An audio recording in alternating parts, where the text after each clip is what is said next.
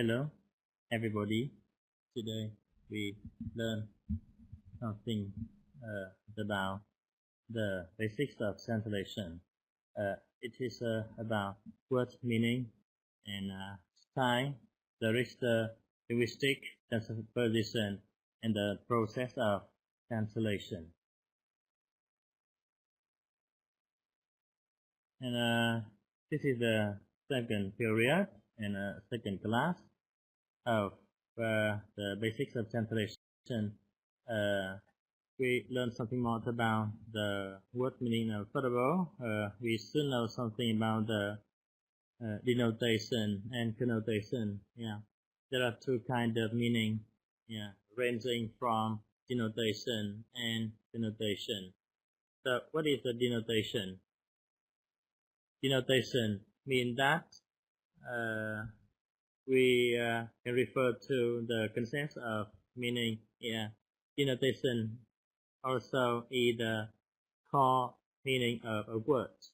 And besides denotation, we can have a connotation. The connotation meaning will refer to different layers of meaning depending on the situation, depending on the context. The mostly connotation meaning show the feelings, show the emotion of the speakers, of the writer. And actually, connotation meaning has to depend on the situation and also the context of the word. Actually, it is a secondary meaning. It is attached to words designed that center denotation. There are several sets of terms used in semantics to express this basic distinction. Denotative meaning is also referred to conceptual, cognitive, or propositional meaning. We can understand this in several aspects and the several layers of meaning.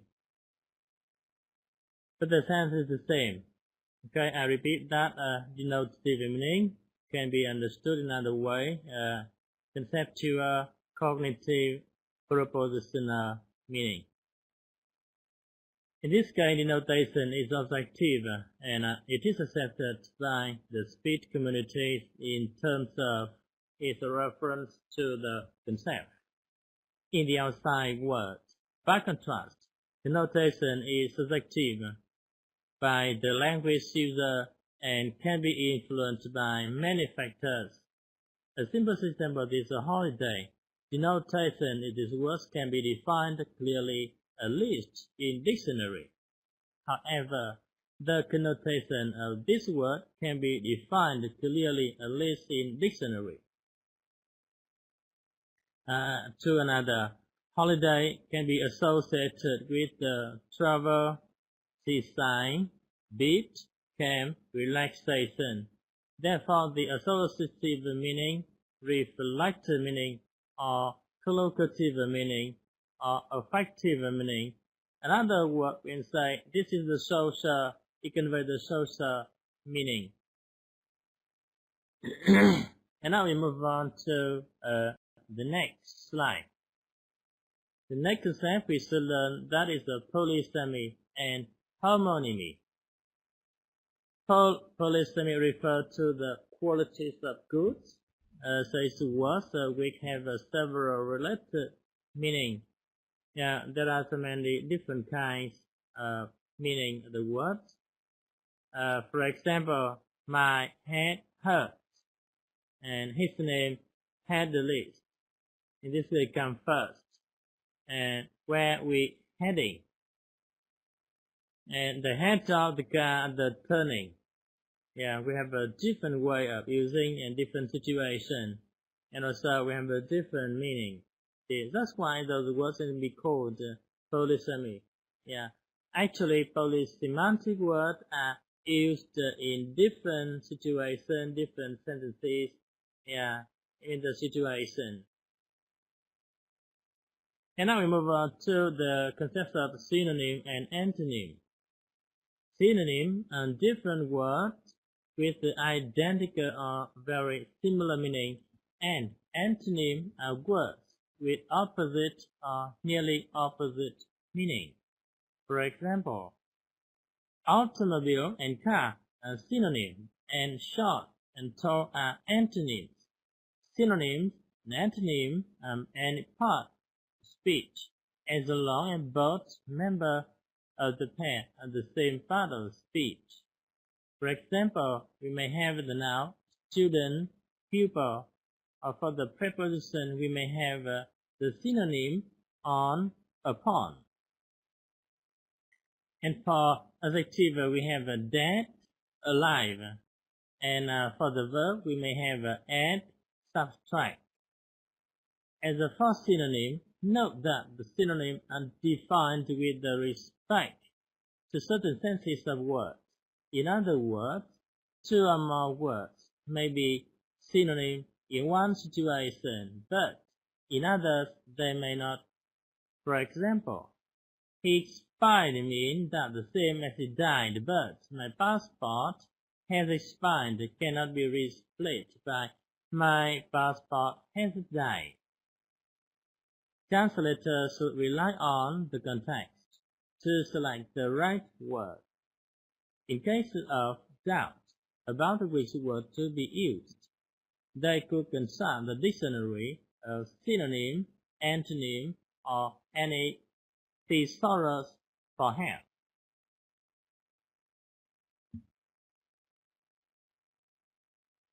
And now we move on to the next, that is the figurative meaning.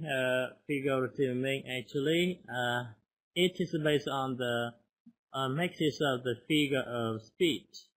Another word, we can say that it is the indirect meaning of a word. We can use the metaphor, and in this case, it is implied a comparison between two things with the same characteristics. And now we have a life is sea full of trouble, and this is the metaphor. And second, we have a simile. Simile is an explicit comparison, and often using the word like. My life is like a red rose. For simile, most of the word we can use to make some comparison and contrast. We have a like and as. And for personification, regarding an object as a human, the ground is thirsty. In other words, while literal meaning is direct, denoting what words mean according to dictionary usage, figurative meaning is indirect, denoting or implying some information. It adds a layer of meaning that depends on culture or history in order to achieve a special effect or interest in the reader, or make things clearer by creating interesting images. Since the figurative language is not intended to be interpreted in literal sense, in translating figurative language, translators should make use of comparison between different things so that they can help readers understand what connotation means. And now we move on to the next kind of word meaning, components of meaning and concept. Traditionally, words can be defined in different ways, either as having lexical or grammatical meaning. Lexical meaning can be further classified as denotative or connotative. In the sentence, a word can be said to be used literally, figuratively, semantically.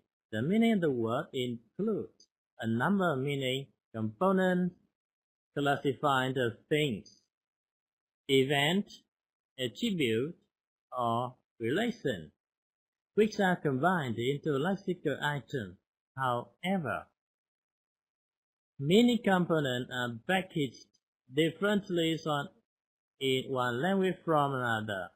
That is why the translator needs to be able to analyze the lexical item, in this case between words, of the source text in order to translate them.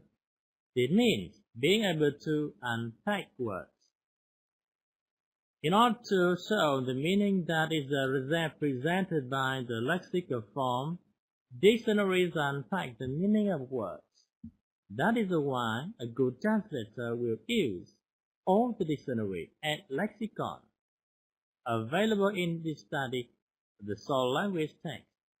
He wants to be sure he knows the meaning of each word. Since the language combines meaning differently, many words will not have an exact one-word equivalent in the receptor language, and the detailed things are defined as animated beings and/or inanimate entities.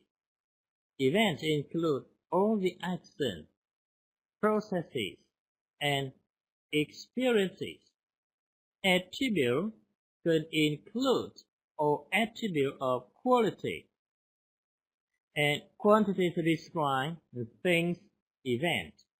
Relation include those relations fostered between the two semantic units. Now concept. Concept is used in this section to refer to not to the form of the word, but only to the meaning in any given language. This concept may be broken down into a number of meaning components, visual information. For example, the concept of RAM can be broken into several other meanings. We have a sheep, male, a dog. A concept is a bundle of components of meaning.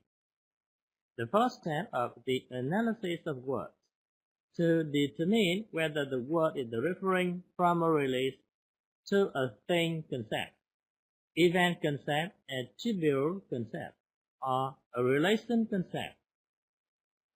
What is the center of concept of the words? Many words are easily classified. For example, stone is a thing, it is an action, green is an attribute, and on is a relation. However, many words are not that easily classified. They are more difficult to classify because there is a skewing between semantic classification and the grammatical classification. Now, we move on to translating concept. A translator will often find there is no exact equivalent between the words of one language and the words of another. There will be words which have some of the meaning component combined in them, matching the word which has this component with some additional one. There will be overlap, but there is seldom a complete match between languages. Because of this, it is often necessary to translate one word of the source language by several words. And this is a method in the receptor language in order to give the same meaning. Sometimes the opposite will also be true. Several words in the source language may be translated by single word. This is also true to Vietnamese non-inflectional language. For example, cook, only one word, but in Vietnamese say 3 words, người nấu ăn, 3 words. And in English, we have only one word, runner. So in Vietnam, we have 3 words, đấu thủ chạy. And surprise somebody, it is only one word, but when we translate this word into Vietnamese, we have several words, làm cho anh ngạc nhiên. And to be sure, we have 3 words, but when we translate it into Vietnamese, it is a very short, chắc chắn. Or another phrase, to have an appointment with. In this case, we have a 4 word, but in Vietnamese we have only 1 word, hat. In order to analyze the meaning of the word in preparation for translation, one must first think what the central concept is and in what way it is limited. It may then be possible to translate with thinner words in the receptor language, which is equivalent to the central concept, and use a phrase to add a further definition. And now we move on to the next. The translator must guard against trying to match a part of speech from language to language. Since each language has its own system for arranging concepts into different parts of speech. The translator guarantees that each is now what is a noun in one language and is best translated by a noun in another language. Sometimes we have the equivalent at all. In other words, transposition is a useful procedure for translator to use in dealing with the word class usages. It is interesting, however, that in contrast, seeing languages one often noted a fairly consistent correlation between two different parts of speech. When one word, or one language is using the verb at some degree of frequency, another language may be expressing the very same meaning by means of a verbal noun. For example, to drive well, we may express it in another way, a good driver. And at the same time, to visit frequently, we can express this phrase in another words, frequent visitor. Okay, so also conversation about the natural differences between languages can be useful to translator. Here, translating from a language which uses many verbs into a language which also uses many verbs, and it is easy either than from the language which uses many nouns into a language which uses mostly verbs. And now we move on to the next, and that is restatement. The process of unpacking the semantic structures of the word is sometimes called restatement. Another word we say that when we have the main idea, we can present that idea in another structure. In this case, we have a sentence structure. Restatement is in a technical way. I mean to say the same thing in another way. In this kind, the stating there should be no change in the semantic components. That is, there should be no addition or deletion. But the same meaning should be carried by the restatement, such as possible, as much as possible. The idea is simply to restate by means of semantic concept and or proposition. Restating in this way through a restatement draw the attention of the translator to all the meaning of the source language, as he eliminates the skewing between grammar and the semantics. He will need to make each concept explicit, and in this way all of the meaning is brought out. When a word is restricted to indicate a full meaning, it is important to be aware of which concept in the restatement. And now we move on to the next kind. The next thing, it is can be related to the process of doing the translation. Notice that the English word teachers, it uses both a thing, and that is a person, and an event. That is an action teach. A teacher is the person who teaches. A single word may consist of both thing and event. Person is the nuclear concept in teachers, and who teaches describes the person. And now we move on to the next line. And that is the word combination. We try to know something about the collocation. Collocation is two or more words that is often go together. This combination just automatically appear in chunks or blocks rather than single words. For example, English people easily say quick meal. That is a kind of meal, not a fast meal. Or another word we say fast, maybe mean the same. A fast train, this is a kind of train. But we cannot say a quick train. These words are collocated. Yeah, they are not combined. Actually, so a lot of people use the phrases, this kind, the phrases in the whole, as a whole. Another word we say chó sủa, mèo kêu. We cannot say mèo sủa, chó kêu. It's quite unusual. For example, we can say strong tea. When we translate this into Vietnamese, we say trà đặc.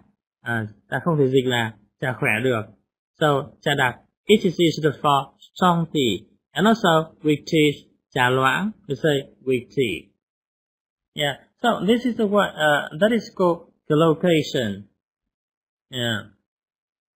And now we move on to the next one. You down about the word collocation that could be used in a good learner's dictionary or specialized dictionary. Collocation would be great help. Now phrasal in it. And words do not stand alone. In language, words usually go with each other to make up larger unit. Words put together make up phrases, and phrases making up clauses, and clauses make up sentences, and sentences make up paragraph, and also paragraph make up an essay.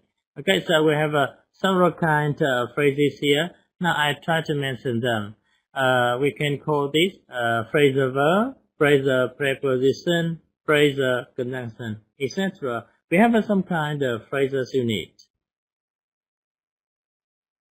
And all of the phrasal unit, phrasal verb, the group of words that contain a verb followed either by adverb or by preposition.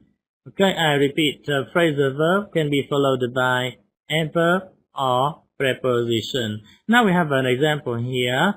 A cold weather set in, and she saw it through. Yeah, this is the kind of phrasal verb.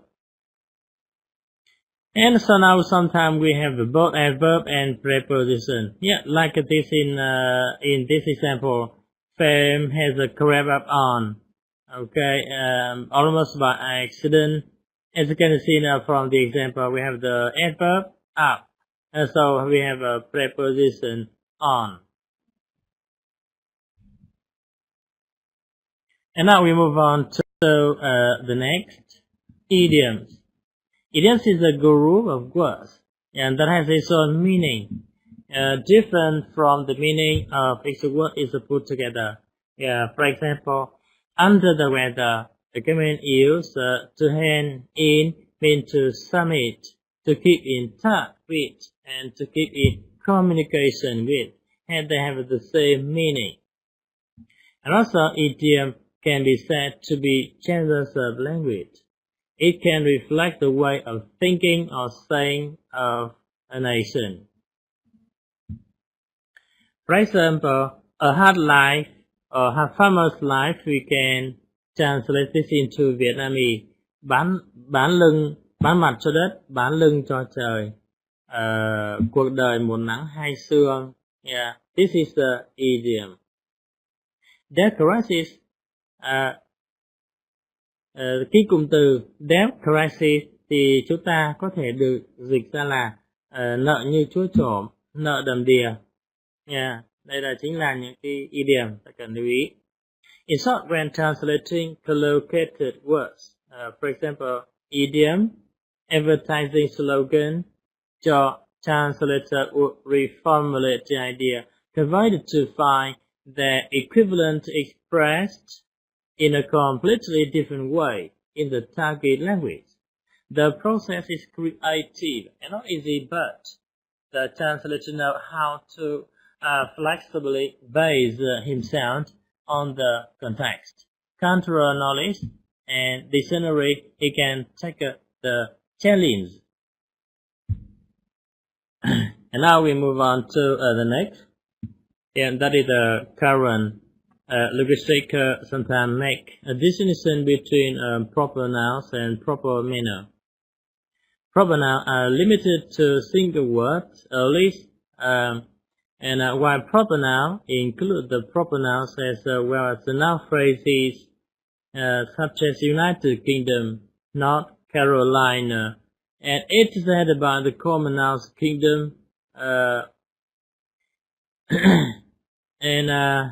for the researcher Peter Newmark, okay, he could say that the people's name should not be, sometimes in some cases we can translate the proper name, sometimes we shouldn't translate the proper name, we keep them in the same way as the main. We can find that the translator can do all sorts of things with proper name. For example, we have several ways, non-translation, that lead to a different pronunciation of the target language, transcription or transliteration from non-Latin alphabet, and morphological adaptation to the target language, cultural adaptation, substitution, and so on. It is interesting to note, moreover, that translators do not always use the same techniques with all the proper name in particular text they are translating. In the real world, proper name may be non-descriptive, but they are obviously not non-informative. If we are familiar with the counter in question, a proper name can tell us whether the reference is a female or male person. Yeah. And now we move on to next. Basically, and now classifying the common or proper. Common noun refer to class of entity, and proper noun have a unique reference. Grammatically, proper noun behave very much in the same way in the sentence as the common nouns. There are, however, well-known co-occurrence restrictions that distinguish them from common nouns.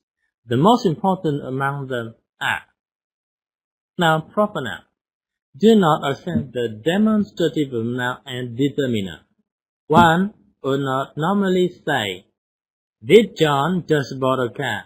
However, supposing there are several John out of whom you wish to single out a particular one, you are already using John as a common noun, meaning any person called John. And next, proper nouns do not accept the adjective or restrictive relative clauses. In the sentence, the old Shakespeare's false colonist is dead one is implicitly comparing one of the several manifestations in time of the person who called Shakespeare with the rest. Therefore, one is using the word as a common noun in the grammatical sense. The same applies to sentences such as "she is no longer the Eva she used to be." Yeah, one may deny this only at the price more or less than ad hoc explanation about the characters of the noun in question. Another way of putting this would be to say that we have to do with the homonymous.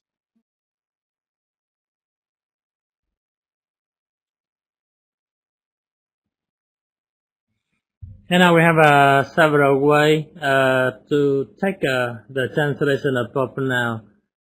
First of all, we should know that the name of the country, the name of the town, and multiple cities and villages seldom pose the problem to the translator.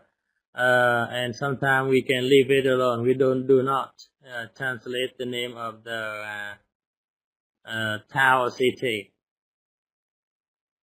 And name of the organization normally have a translation equivalent with common noun translated, proper noun transferred, and in some cases, for example, Hanoi Open University, you say Viện Đại học Mở Hà Nội.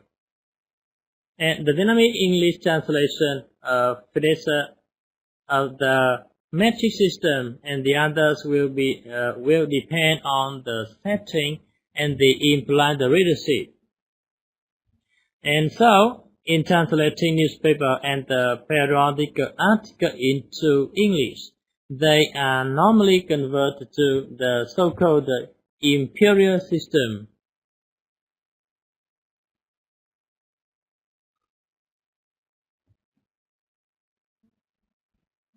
And now we have some exception here. 1. Proper noun can be used as a common nouns. Sometimes we change the way of using it. And second, person proper name can be used metaphorically, may turn into a common name.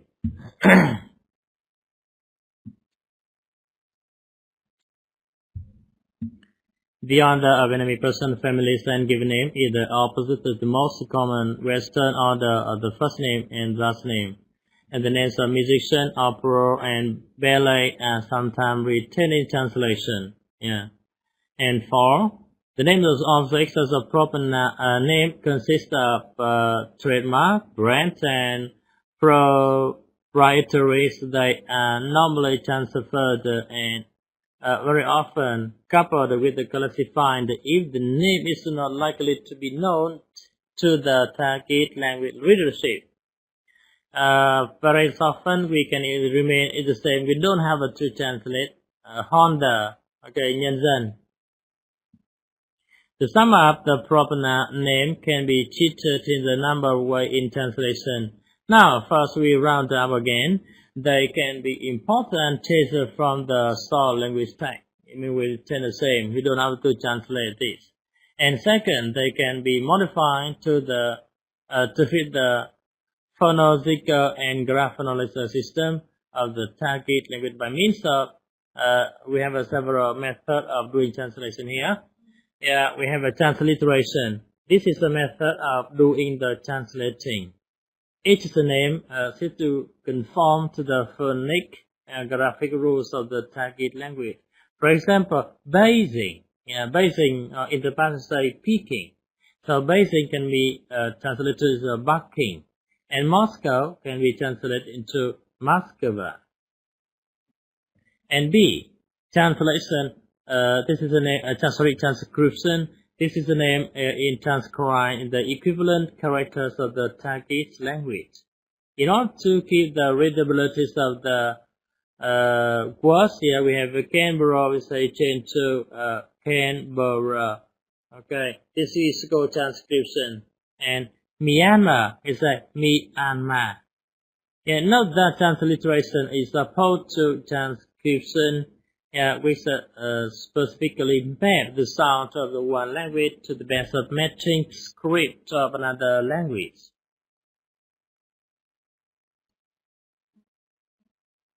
And the third, they can be expanded with the gloss or the note to make up for the target language reader. Here lies the word knowledge in the target counter either within the text or the bottom of the page. Now, recreation. In some cases, a newly created name of the source text is recreated in the target language. And so that is they produce the similar effects in the target language, such as Mr. Ollivander in translation to Mr. Oliver. And finds and next substitution. And if this is a target language name replaces the source language name, although they are formally and semantically unrelated. And 6. On occasion, they might be omitted altogether. Perhaps replaced with a paraphrase if consider peripheral in terms of the central message. The text, if returning them, would be more likely to cause the reader to pause in parsement. And true, this is true. This should be more likely to happen in interpretation, but not be the ruled out altogether in translation either.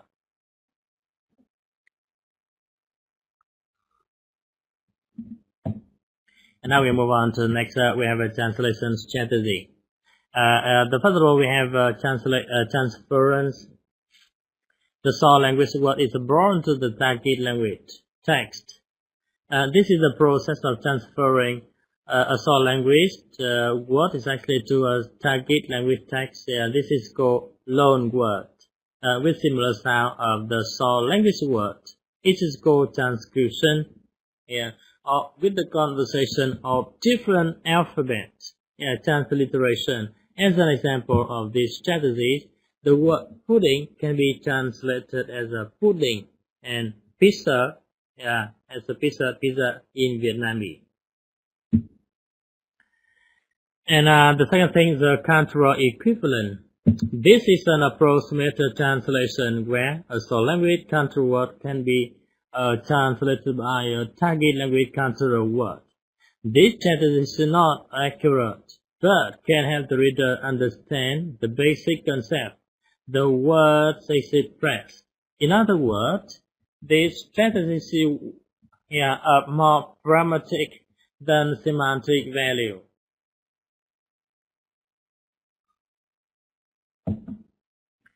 And the next we use the components analysis. The source language word is replaced with the more general target language word, and this is so superordinate. Plus one or more target language sends a component to cooperate the meaning which is not embodied within the first target language word. Using this strategy, the translator explains the description and the function of the idea embodied in the source language word. Usually it results in the long wording. Now for using recognized translation, and 5 we have to add or and to note. Okay, we have to paraphrase, we have to write something more. And literal translation. When we do the literal translation, we have to pay attention to the structures of the sentence. I mean, that is the grammatical structures. Of course, of the literal translation. We pay much more to the grammar. And classifier. The translator defines the class or cultural equivalent of words can be translated. For example, pudding is a kind of cake. So in Vietnamese translation, the classified blank can be added. Now couplet. Couplet is helpful when two strategies are used to solve the single problem in translation. For example, classifier can be combined with the transferred to translate. Transferent to translate the word pizza.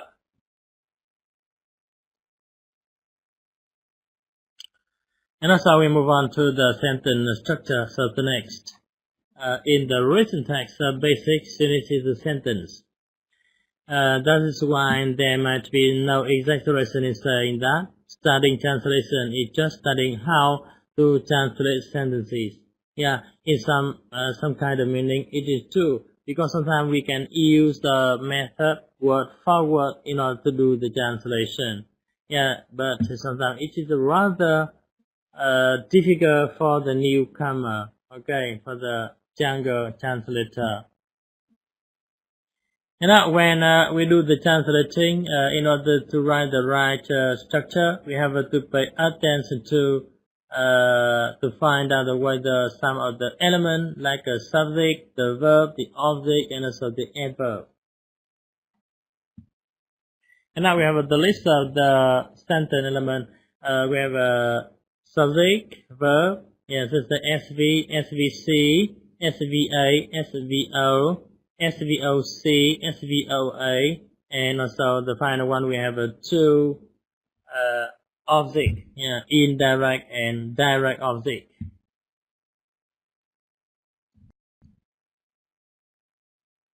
And now we try to learn something about the subject, and mostly the form of subject, that is the noun, and that is the name of the people, the name of the thing, and also we have the names of object.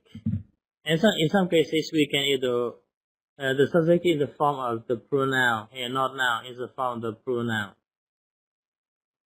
In translation, probably it is not so difficult to define the subject in an English sentence. However, to realize the subject in Vietnamese sentence might be more challenging, because in Vietnamese it is rather complicated. And next we have an indefinite subject. In order to mean indefinitely, the Vietnamese words có ai đó, có người, it is singular, and also plural, mọi người. Let's say we try to say something in general, but usually we can use the several way here to show the indefinite subject. Rumor has it that, it is a rumor that, that is a rumor that. Okay, we have a different way of expressing the subject. And now the verb. The verb predicate in the English sentence usually stand right after the subject, giving information about the subject, and many structural grammarians claim that the verb predicate is the most important element in the sentence. It is obligatory that in an English sentence the predicate verb can be finite in a finite form.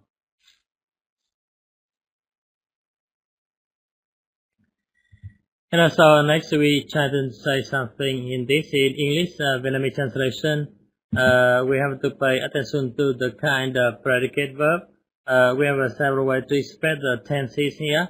Đã, sẽ, sắp, đang. Okay, we have several words. And now a passive. In sometimes we have to use the passive form of the verb. It is better to show the objective meaning, and also we try to express everything clearly. And it's both in general.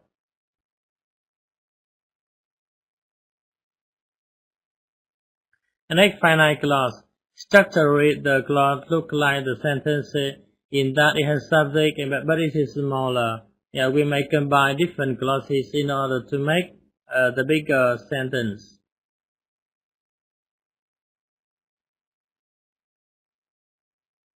And for non-finite clauses, sometimes we have to change from the finite clauses to non-finite clauses. And there are totally three kinds of non-finite clauses when we write them in the sentences, when you translate things. Now we have the ed form, we have a ing form, and also it is infinitive clauses here. Shocked by the news, she left early. Hearing the news, she left early. To hear the news, she left early. We have a different way, totally three kinds.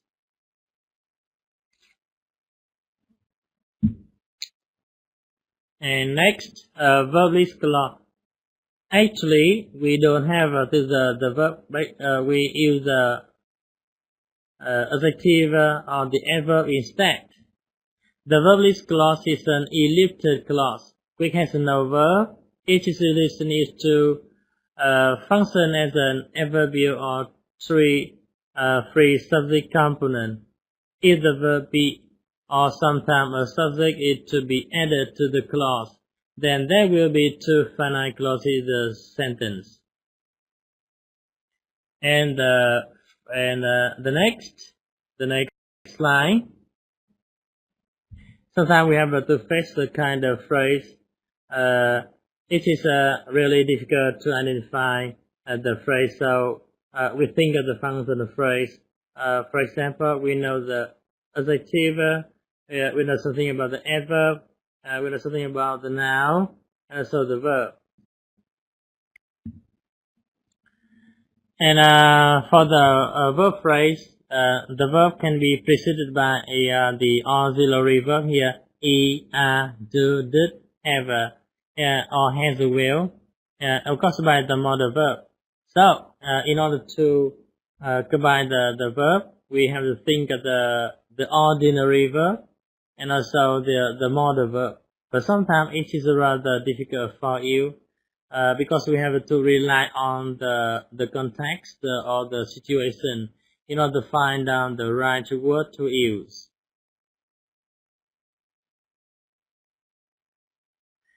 And the next we also pay attention to the prepositional phrase. Sometimes it is rather confusing for you to know what kind of preposition that should be used in the phrase. And so the best way is to learn by heart. Okay, this is my advice. You should know this. And also, and now we know the definition of proposition. Yeah, it is very important to have a different proposition. So, what is a proposition? Proposition is the grouping of concepts into a unit which communicate. It is a semantic unit consisting of concepts, one of which is center and the other directly related to the center concept. For example, the three concepts John, Peter, Heat may be combined to form proposition. It means the proposition means that we have a different way to express the meaning.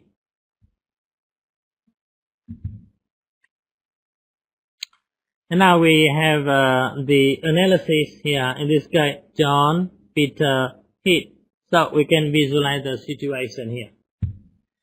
The action Heat is the center event concept. Yeah. And what the proposition communicate will depend on the relationship for the other two concepts to hit. If John does the hitting, Peter is the one who was hit. And also when the proposition would be John hit Peter, but if John was the one who was hit, and the proposition would be Peter hit John. And one proposition may be decoded in various ways in a given language. And the translator will look for the best way, the most natural way. For example, the proposition here, John hit Peter, it might be translated into English with any of the following form, depending on the context which it occurs. Now have a look at this. Now we have several ways here. John hit Peter. Peter was hit by John, the hitting of Peter by John, and Peter who was hit by John. Or the fifth, Peter the one John hit.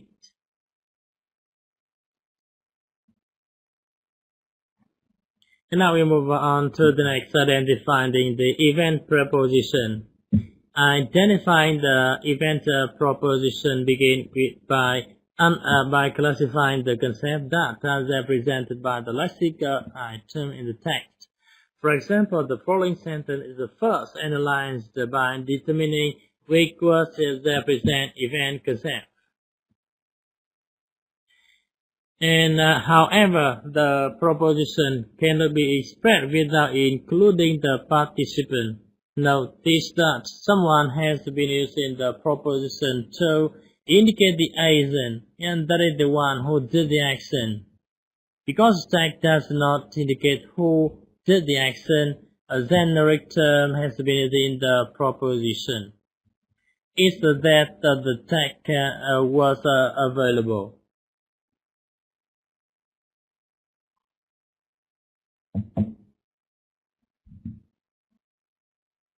And now we move on to the next. Linguistic transposition concern the grammar and it involves the replacing of the short text word or structures with the target text word or structure from the different categories. In other words, transposition is the process where the part of speech or phrase structures in the sentence when translated change. And now we have some example here. Now first, adjectives can be replaced by adverb, verbs by noun, possessive adjective by personal pronoun, and vice versa. Mean that whenever some word and phrase we can change the different part of speech.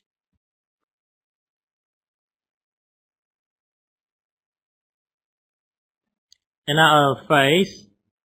Now the third. A phrase of one kind of English can be rendered as a phrase of another kind and vice versa. I'm a college graduate. We can translate into Vietnamese. Tôi đã tốt nghiệp đại học. In this case, tốt nghiệp, this is the verb. But in the English, I'm college graduate. In this case, graduate, this is the noun. We can change different part of speech in order to make it easier for you to do the translation. And next is a subordinate clause can be rendered as the main clause in English and vice versa. 7.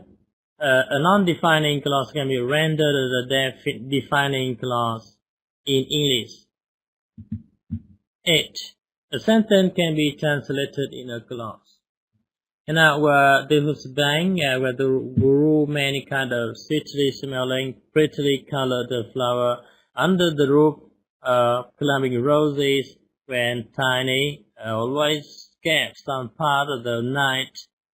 Her bed covered skin of snakes, and those small thing was why not to wrap a fabric in we have a translation here. Tiffany thường ngủ một giấc nào đó trong đêm nơi bờ sông mọc đầy những loại hoa dại màu sắc rực rỡ, mùi hương ngọt ngào. Dưới một vòm tre có những nhánh hồng leo quấn quanh tấm chảy gường bằng da rắn của nàng, hơi nhỏ nhưng củ độ đủ rộng.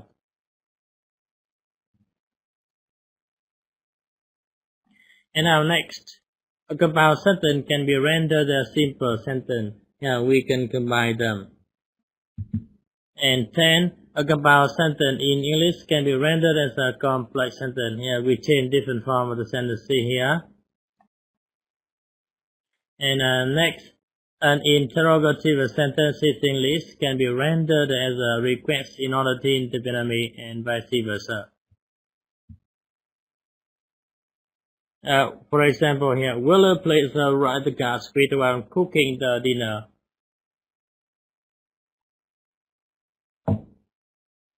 And now we move on to the next. It is called modulation. Modulation consists of using a phrase that is different in the source and the target language to convey the same idea. Through modulation, the translator generates a change in the point of view of the message from the source language to target language. Now we have my doorstep, beware of dog, don't mention it. In Vietnamese say, lối đi trên đấy, hay là hãy chú ý mà bước, hãy cẩn thận khi bước. Nhà có chó giữ, hay say, trông chừng chó, hay là nhà có chó. Don't mention it, say, không có gì, không sao, không thành vấn đề.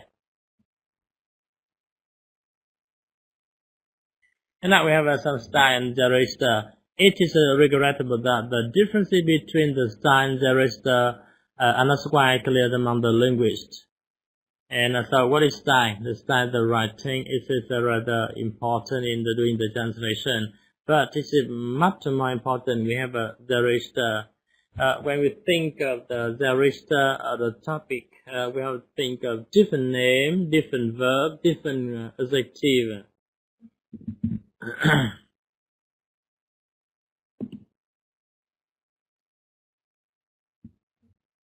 And also for the sign, there is here anything which we said in one language can be said in another. It is possible to translate. The goal of the translator is to keep the meaning constant. Wherever necessary, the targeted language form should be changed in order that the source language meaning should not be distorted.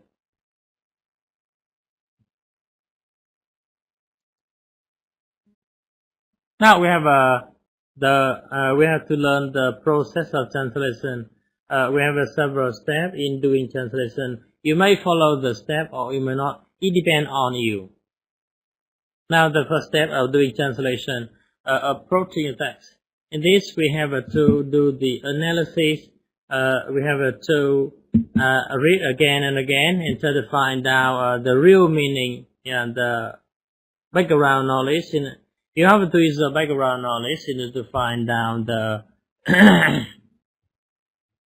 the real meaning of the word and also the message of the text.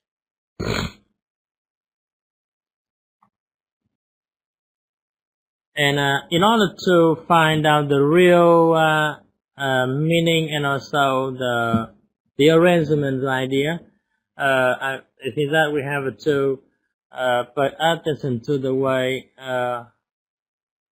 we find the information. We should put the question: what, why, who, how. When we find out the answer to this question, we can write a paragraph on an essay easily. Now, step 2, interpreting the source text. In this step, we may be called exegesis, go with understanding and analysis of the source text. In understanding or interpreting the text, you have to read the text again and again. It may be for some time we read for a long time in order to get the gist. And step 3, in the step 3 we have to write the draft. And when you are writing, you try to find out the logical and illogical method. And step 4, after you make a draft, you have to stop and look at your translation again and again. This is called reviewed, and you may make some comparison and contrast. As long as we have to check the message, you have to check the form, you have to check the context. And after step 5, editing the translated text. This is the final draft.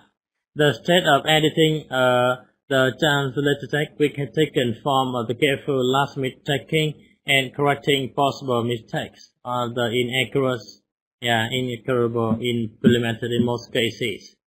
We have to think of the certain structure, and you may add, you may omit some, eliminate some part of it. It can on you, but you have to edit the text again after doing the translation. And now I thank you again for listening. It's time to say goodbye now. Goodbye.